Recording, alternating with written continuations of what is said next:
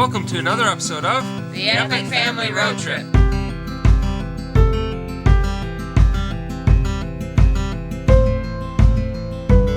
This week we pick up our Jeep in Auckland and then begin our journey to explore the South Island of New Zealand. In November 2016, we headed to New Zealand to embark on a 6-month road trip around both the North and South Island. We shipped our 2012 Jeep Wrangler Arctic retrofitted for overlanding across the globe from Toronto to Auckland. We had no set plans, no agenda, and little knowledge of the country that we were about to spend half the year living in and would eventually cover over 10,000 kilometers of in our little ice blue Jeep that the 5 of us called home. We wanted adventure, and New Zealand gave it to us. Come along with us while we live out of our backpacks in our Jeep as we explore a new country full of unexpected adventures and breathtaking scenery around every corner.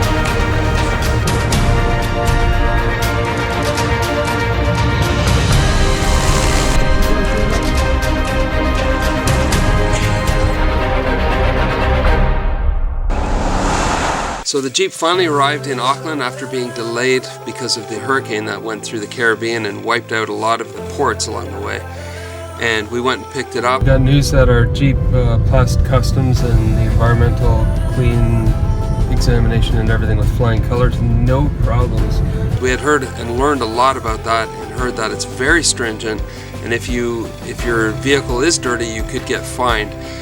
Quite severe fines, and what they'll do is they'll send it away for cleaning and then send you the bill. So luckily we did everything in our power to make sure it was perfectly clean, and they put it on the hoist and they look in the frame of the vehicle, they look under every piece of the body work, they look under the shields, and everything turned out well. And when we arrived, it had a big green sticker on it saying passed inspection, so that was a big relief for us. The second thing is we were traveling with what they call a carnet du passage, which is a piece of paperwork which is essentially a passport for your vehicle. Allows you to enter the country, and it allows you to bypass all of the typical import red tape that you have to go through, because what this does is it assures the government of the country that you're importing into that you're going to be actually taking the vehicle out rather than trying to sell it there and bypass their tariffs and import taxes. So if you're going to be importing a vehicle temporarily for an overland trip, I highly recommend that you get what's called a carnet du passage en douane.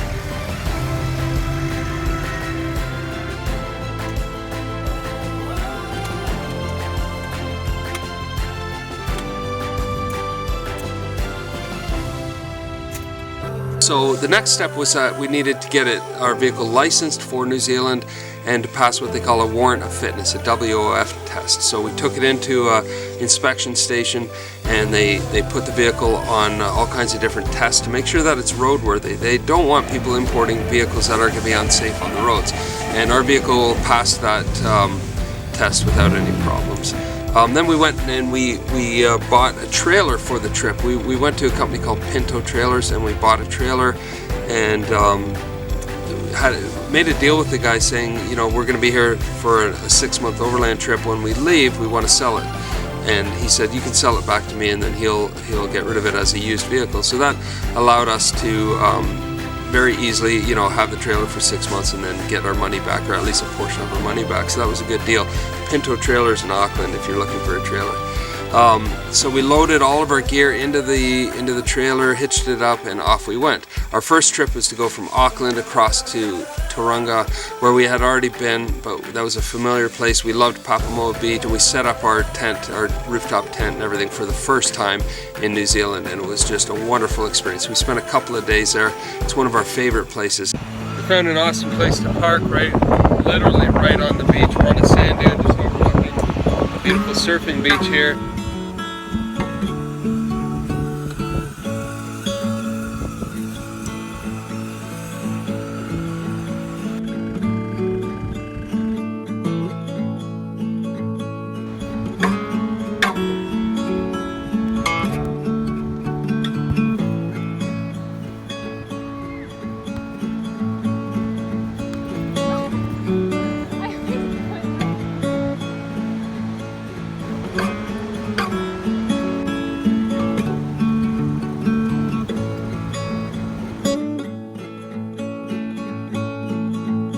met some incredible people. Craig Cooney, we still keep in touch on Facebook. Thanks for the tuas. He taught us about eating seafood right from the sea. That's a big part of what New Zealand is. You know, the people are really in tune with the ocean because they're surrounded by it, being an island, and that was just a really good experience.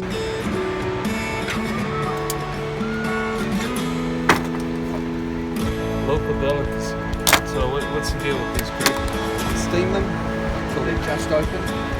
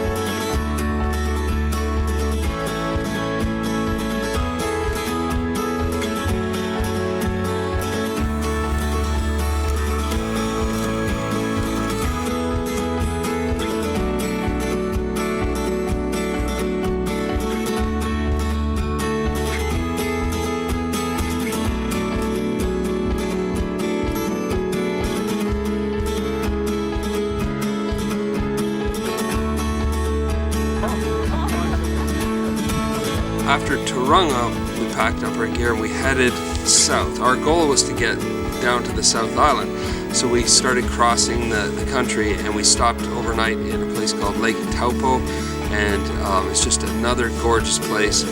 And it was actually Super Bowl Sunday in the States, and we were wondering if we'd be able to watch the game. And when we got to Lake Taupo to the camp, they actually had a big outdoor screen and a big pool, and we were able to watch the game there, which was a lot of fun, and it helped us meet a lot of the locals, and kind of we had a chance to explain how American football works, because it's not really their sport there. Over there, it's cricket and rugby.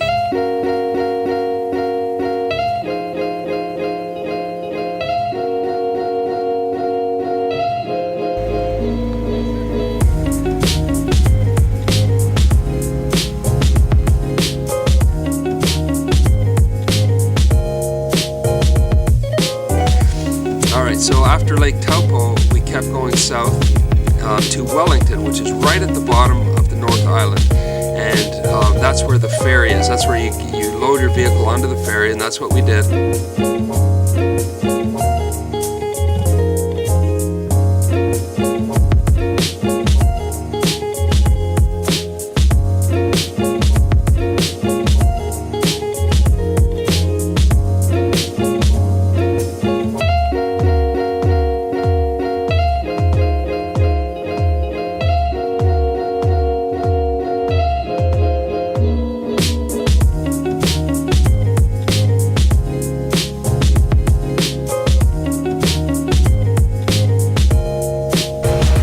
Today we drove down to Wellington from the Lake Taupo region, and we are now on the ship heading out across Cook Strait between the two islands. We're heading to Picton on the South Island, and we're going to camp overnight there and then start heading south.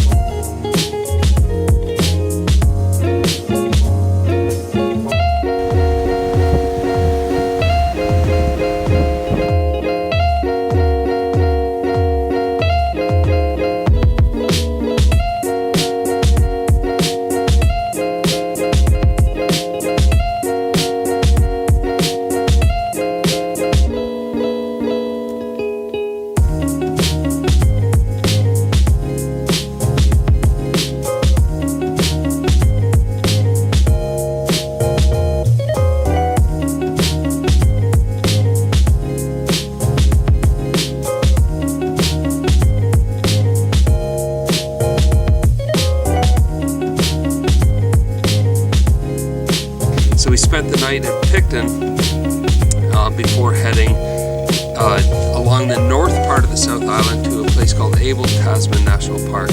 We we had heard about some incredible hikes there, and that was our goal, to get situated and to do some of those hikes. And one of the hikes, you get on what they call a water taxi, and that's what we did. We got on the water taxi and they take us way out into the national park and drop us off on a remote beach, and then you hike back to your campground, and that was a lot of fun.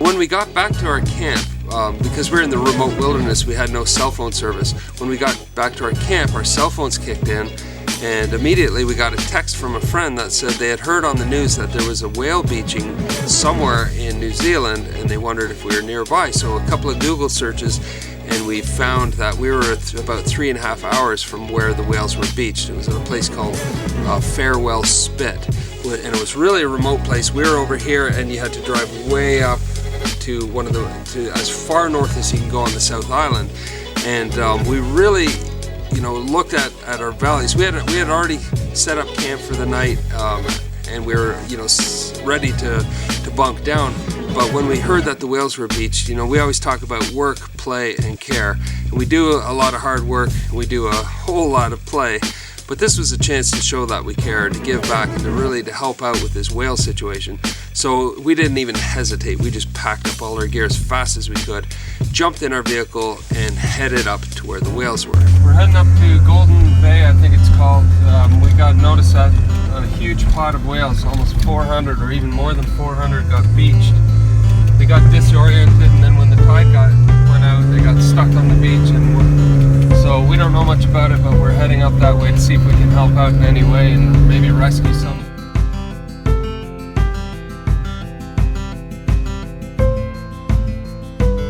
Now, along the way, we checked, the kids were doing some research, and we're driving through some of the most windy mountainous regions of New Zealand. It was unbelievable.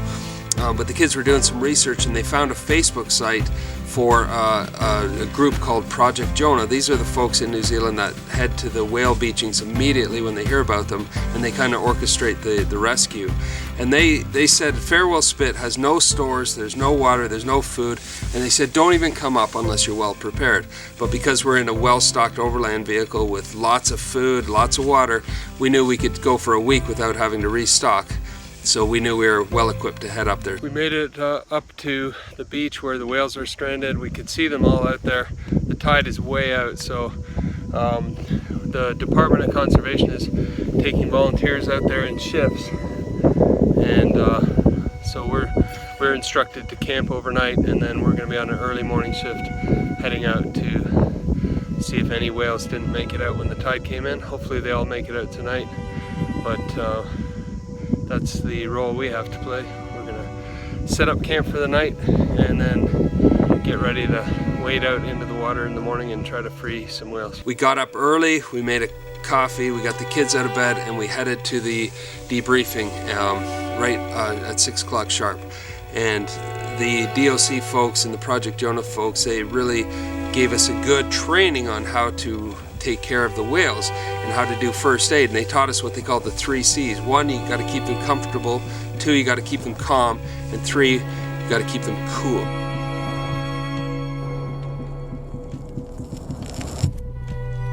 If you see a shark, please let people know. And if you hear anyone command shark, then let's just step back off onto the beach. This is the largest stranding on mainland New Zealand in recorded human history. So to be part of this, to play a part today, I'd really like to honour and respect your efforts in coming down and playing a part. Now we're all going to be playing a part today. What we've got about 100 live whales. They're almost 4 kilometres along the beach from here. So after training about how to take care of the whales, but also how to take care of ourselves, make sure that we don't get hurt while we're out there, we headed out to where the whales were stranded. It was about a 4-kilometer walk along the beach. At this time, the tide is way out, so these big, huge whales are just laying on the dirt, and they're designed to be in the water swimming, and they're just completely out of place when they're beached like that. So we spent the morning, all the kids took each their own whale, and we spent the morning putting blankets on them and throwing buckets of water on them to make sure that they don't dry out in the sun. We learned that their skin is as thin as paper, so it takes a lot of moisture to keep them from bubbling up in the hot sunlight. So that was a really amazing experience.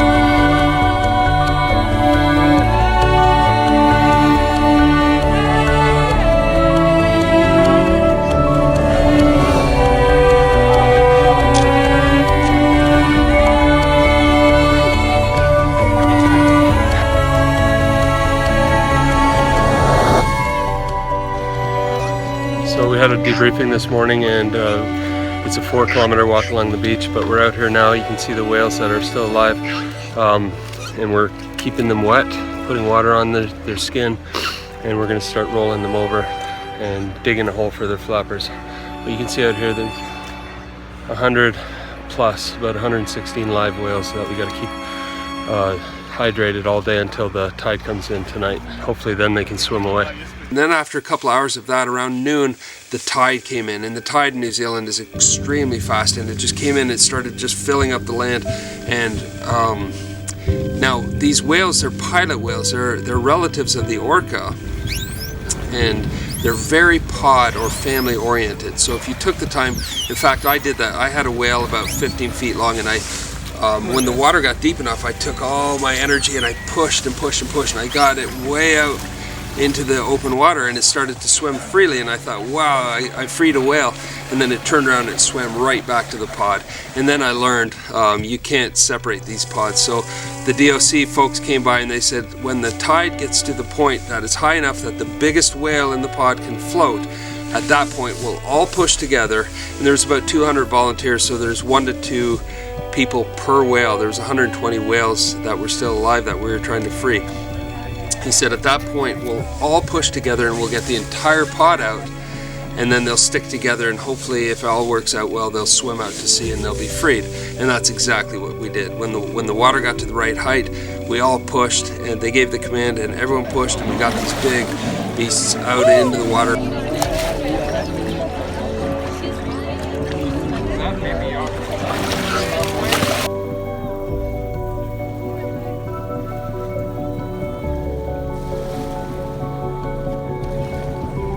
Amazing, the tide came in. We were digging out a whale in a matter of 2-3 minutes. The tide's here, so we're hoping and praying that these guys can get out. We've kept them on. They're all starting to move. Hopefully that's all it takes.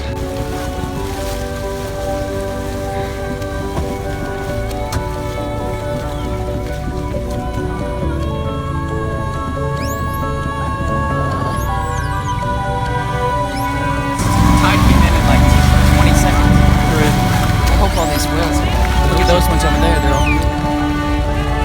Come on guys, you can get out. Right now everyone's lined up over there. They're in a big human line to keep the whale from coming back on shore and to push them out.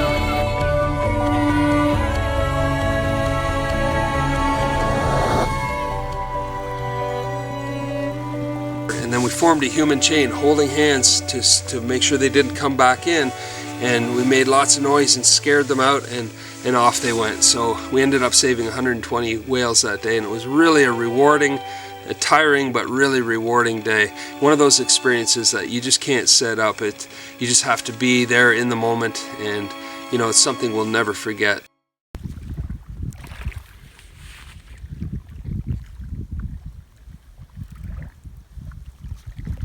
We went south a little bit to a town called Collingwood, a beautiful little fishing town right on the ocean, and we set up camp literally 10 feet from the water.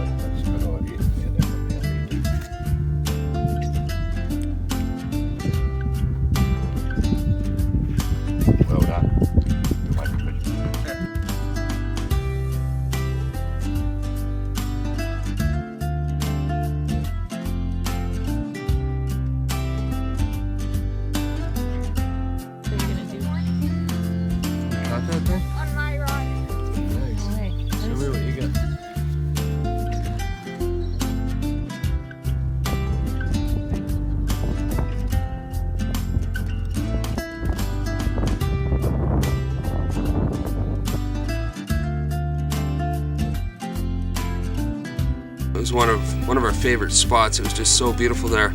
And the first 2 nights it was nothing but calm at night. You could hear the waves lapping up against the shore.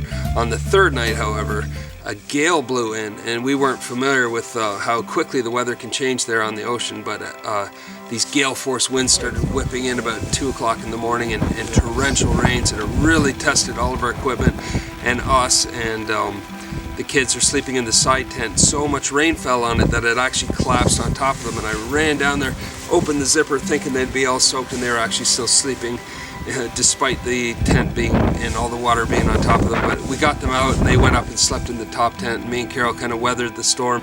I'm just inspecting all the gear. Everything seems to be fine, but we're getting some strong gusts of wind. We're literally 10 feet from the ocean, and which is very beautiful during the daytime when the weather's nice, but man, the wind gusts coming off the ocean are insane. So I just got up to make sure everything is good. So far so good. It looks definitely the Tapui tent up top is not having a problem with the wind at all. I didn't sleep that whole night. We made some coffee and just kind of weathered through the storm, but none of our gear other than that tent collapsing, everything else stood up to it. So it was a good experience, and it really set us up for the rest of New Zealand. So with everything soaked, we packed up all our gear and we headed south to a place called Nelson.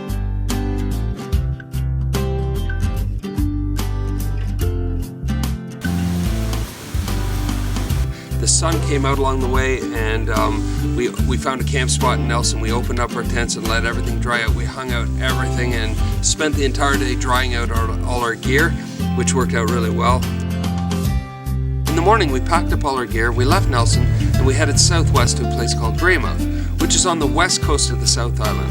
The beaches there are rough and beautiful, and the sunsets are something you need to see.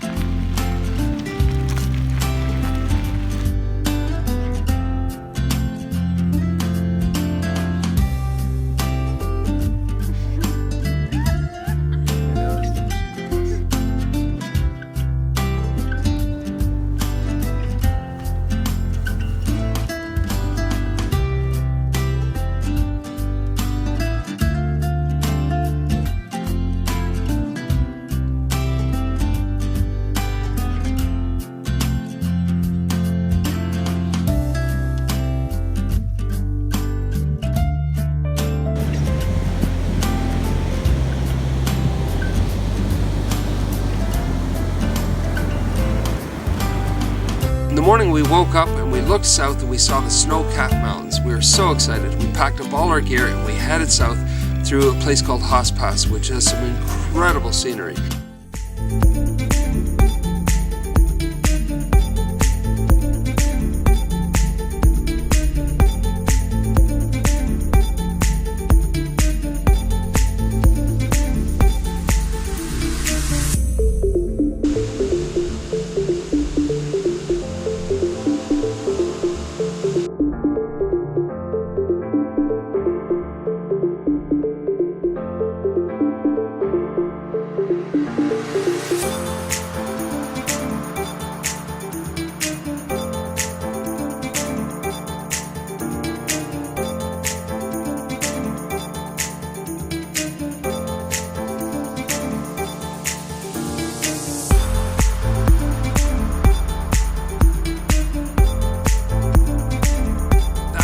We ended up in a place called Franz Josef, a beautiful little town wrapped in gorgeous snow-capped mountains. We spent the night there, set up camp, did some off-roading along the river, had a wonderful time.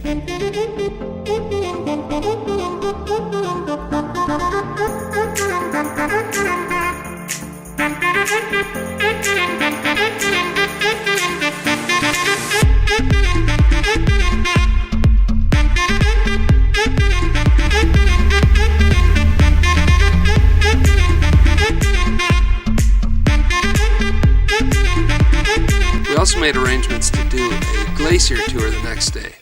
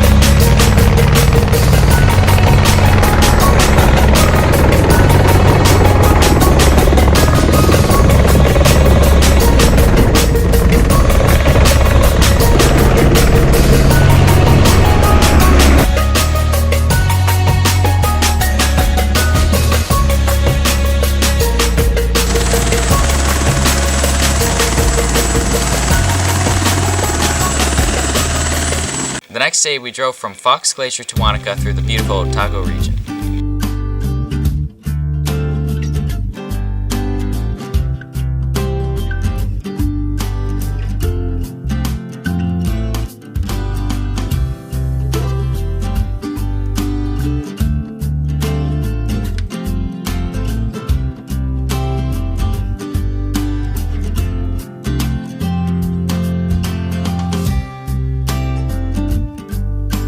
We spent a few days in camp catching up on schoolwork, journals, and biking.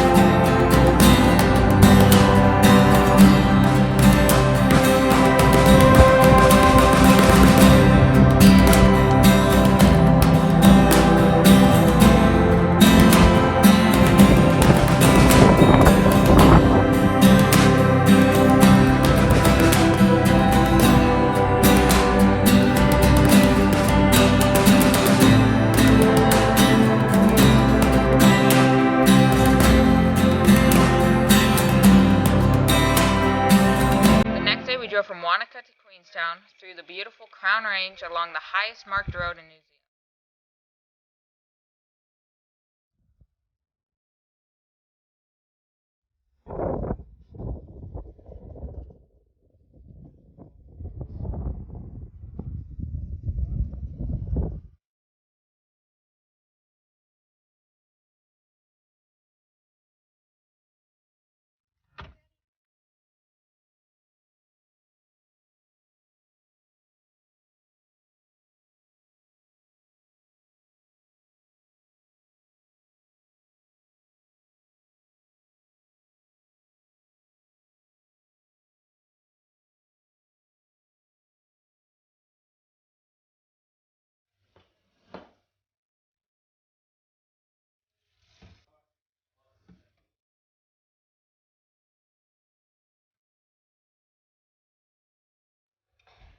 We explored the city, got lunch at the world-famous Burger restaurant, and did some fun local activities. Burger for you, double for me.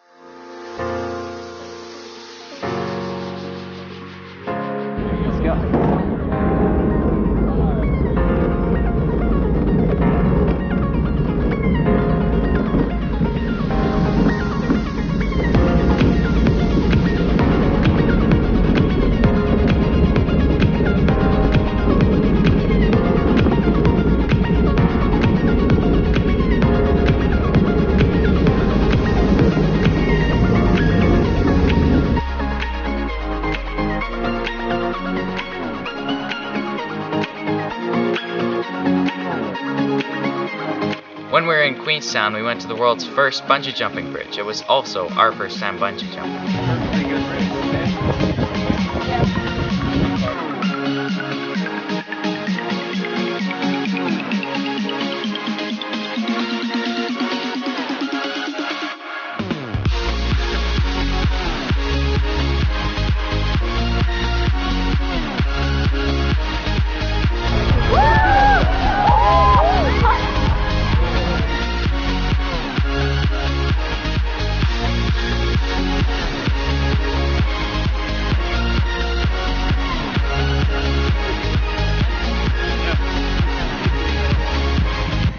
Make sure you stay tuned for next week's video where we go to the beautiful Milford Sound and then we explore the Southern Alps of New Zealand.